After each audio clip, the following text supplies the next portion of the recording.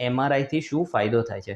તો ઘણા વર્ષો પહેલાં જ્યારે એમઆરઆઈ અવેલેબલ નહોતું તો એક્સરે ઉપરથી જ તે બધા ઇન્વેસ્ટિગેશન થતા હતા અને એક્સરે ઉપરથી કંઈક ખ્યાલ આવે, કેટલીક વસ્તુઓ ન ખ્યાલ આવે, જેમ કે મણકામાંથી ગાદી ખસી ગઈ હોય તો 20-25 વર્ષ પહેલાં કે 30 વર્ષ પહેલાં એવું થતું હતું કે ગાદીનો ખ્યાલ જ ના આવ્યો એક્સરે ઉપર અને પછી દર્દી પોતે પણ સ્વીકારી લે કે મારે આ જ રીતનો દુખાવો રહેવાનો છે અને તેમજ આપણે જિંદગી કાઢવાની છે.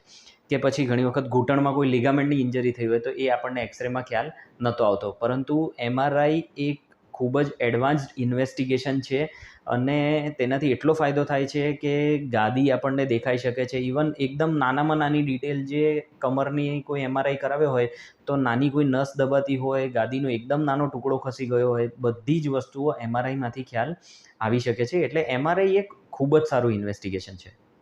હવે એમઆરઆઈનો બીજો એક સૌથી મહત્ત્વનો ફાયદો કે એમઆરઆઈ ખાસ કરીને ગર્ભવતી મહિલાઓ માટે ખૂબ જ ઉપયોગી છે, કારણ કે ગર્ભવતી મહિલાઓને આપણે એક્સરે કે સીટી સ્કેન આ બે વસ્તુ કે જેમાં રેડિયેશનનું એક્સપોઝર થાય છે તેનાથી આપણે એક્સરે અને સીટી સ્કેન નથી કરાવી શકતા.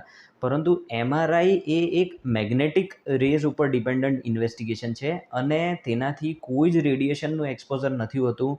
જો કમ્પલસરી જરૂરત પડે તો ગર્ભવતી મહિલાઓને પણ એમઆરઆઈ કરાવી શકાય છે અને બધું જ ખ્યાલ આવી શકે છે કે શું તકલીફ છે, કયો રોગ છે, તેની શું સારવાર કરી શકાય છે, તેનાથી ઘણી જ મદદ મળી શકે છે.